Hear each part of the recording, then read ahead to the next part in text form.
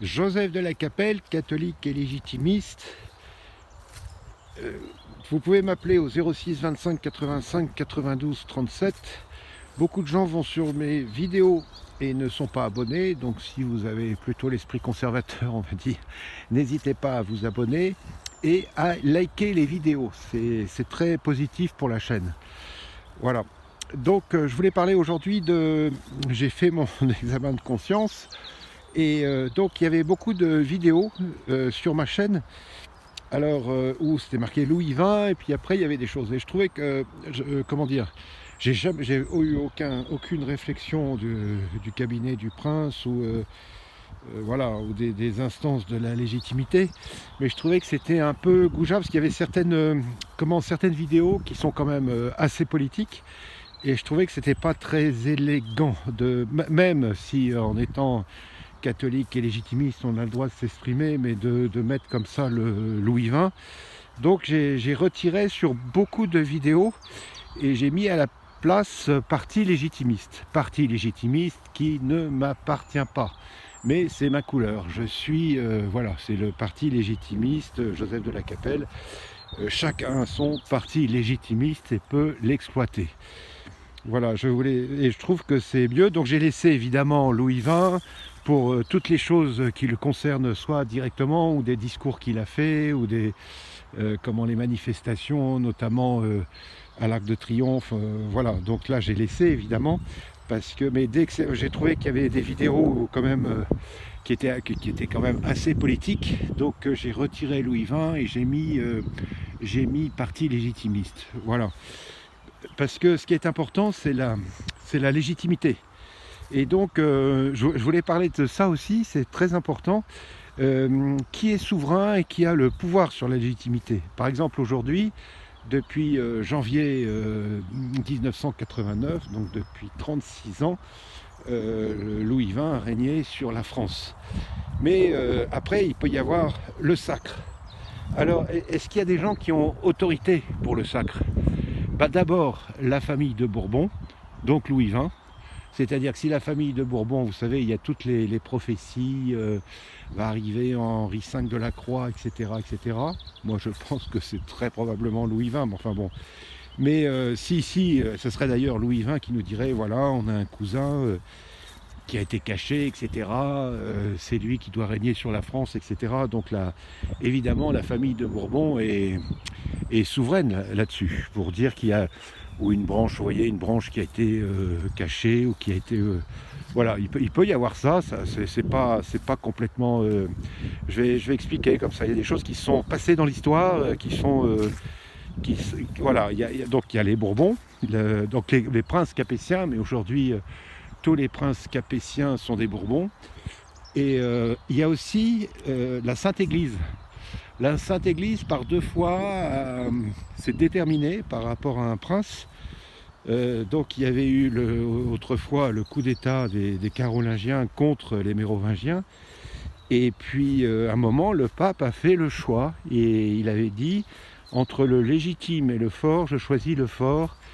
Et il avait choisi donc la branche de Pépin le Bref, voilà, et donc on est passé de la dynastie mérovingienne à la dynastie carolingienne. Évidemment, la Sainte-Église, puisque c'est elle qui sacre, le pape a parfois son mot à dire, il l'a évité, hein, bien sûr, mais... Et il y a eu une autre fois aussi où le pape a été impliqué, mais alors on peut en parler au niveau théologique, parce qu'il a été contraint et forcé, c'est lorsqu'il a sacré Napoléon Bonaparte, empereur des Français. Donc là, il était évidemment, on peut critiquer parce qu'il était un peu le prisonnier de l'empereur.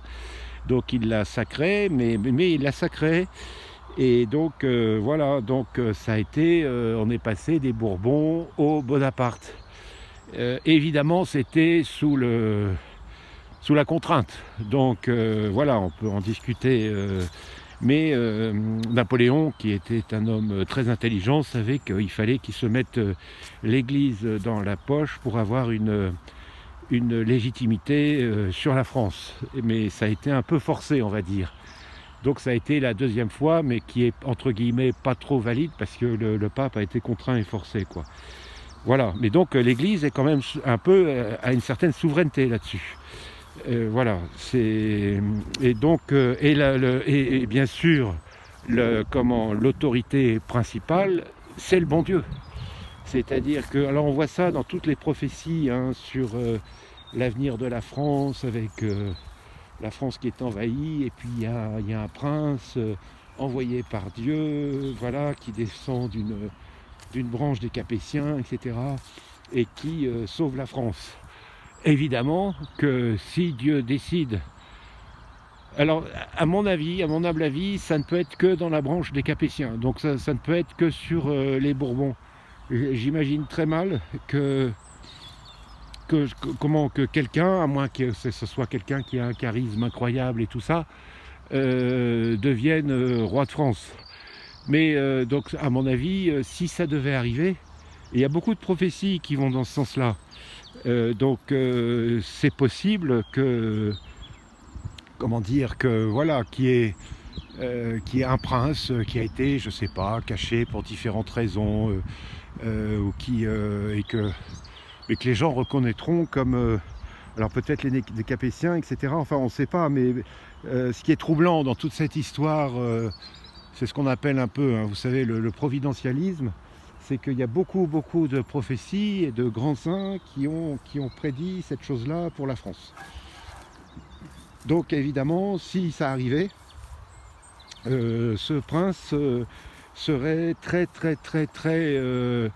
déférent envers Louis XX, parce que Louis XX a tenu, je vous dis, il a régné 36 ans, donc c'est quand même énorme, il va peut-être encore régner de nombreuses années, et il tient son rang de manière parfaite. Et évidemment que s'il y avait un roi comme ça désigné par Dieu, il est évident que Louis XX et son épouse deviendraient le deuxième et le troisième personnage de l'État. Voilà, parce qu'on ne parle pas de ça, de la souveraineté, la légitimité, c'est la légitimité. Donc aujourd'hui, le roi de France, c'est Louis XX, il n'y a pas de problème.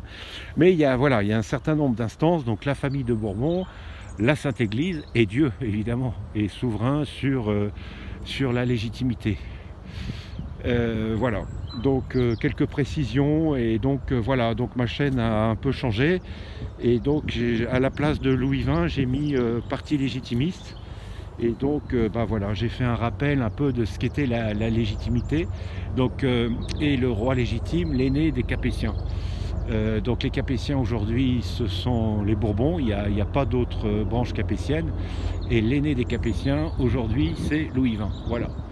À très bientôt à tous, excusez-moi pour ces explications un peu longues, et puis tous les saints et les saintes du paradis et du purgatoire, priez pour nous, tous les cœurs angéliques du paradis, priez pour nous, Notre-Dame de Boulogne, Notre-Dame de France, Notre-Dame d'Ukraine, Notre-Dame de Guadeloupe, Notre-Dame de Russie, Notre-Dame du Moyen-Orient, Notre-Dame de l'univers, priez pour nous, voilà, à très bientôt à tous, Deus et Rex.